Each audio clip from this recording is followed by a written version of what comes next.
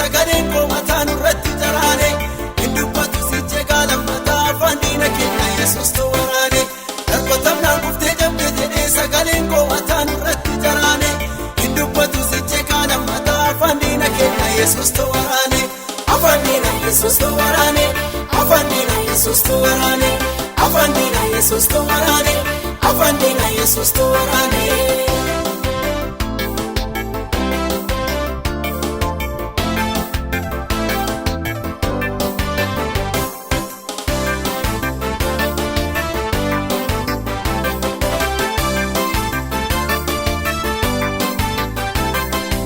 Arabayi bikila kenyatti jomni itti jobee mataan isaa gummane uffisa ija gaariin qabeen irratti golboome aduun irraa dhowwe.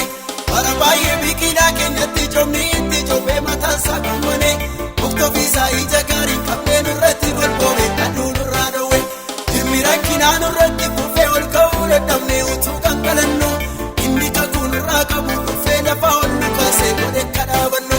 Dhimmi rakkinaan irratti kufee ol ka'uu dadhabne utuu gangalannu inni kakuun irraa qabu kufee lafa ol nu kaasee godhe kadhaabannu. Yesuus tu godhe kadhaabannu Yesuus tu godhe kadhaabannu Yesuus tu godhe kadhaabannu Yesuus tu godhe kadhaabannu. Isa baay'ee miila isaa jalatti achi gannu dhiitu waaqarraa ilaale kunin ta'u toora keessa baasaa utuu nun jedhani taane dhagaa godhe.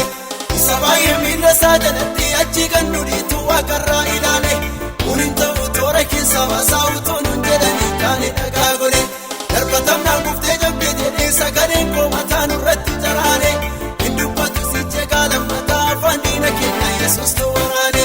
Darbatamnaan kuftee jabde jedhee sagaleen koo mataa nurratti jaraane hin dubbatu sichee gaalammataa afaan diina keenya Yesuus tu waraane afaan diina Yesuus tu waraane afaan diina Yesuus tu waraane afaan diina Yesuus tu waraane afaan diina Yesuus tu waraane.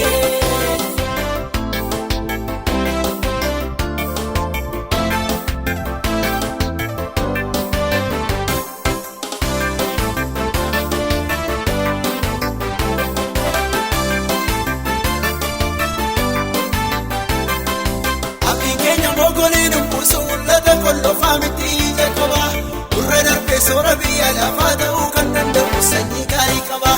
Abdiin keenya mogoleen umbuusu mul'ata kollofaa miti ija qaba gurra darbee soora biyya lafaa ta'uu kan danda'u sanyii gaarii qaba. Mukichi nuti damee taane qottoodhaan hin gogu hundeessaa jimaadha sanyii qomoo barbaadamu taane bara keenya hunda waaqayyoof jiraanna. Mukichi nuti damee taane qottoodhaan hin gogu saadimaadha sanyii qomoo barbaadamu taane bara keenya hunda waaqayyoof jiraanna. Bara keenya waaqayyoof jiraanna bara keenya waaqayyoof jiraanna bara keenya waaqayyoof jiraanna bara keenya waaqayyoof jiraanna. Mul'atichis takkaan daangeffamu ola deema malees gad hin deemu. Mul'atichis takkaan daangeffamu ola deema malees gad hin deemu. Lama godhaan kutee galaanota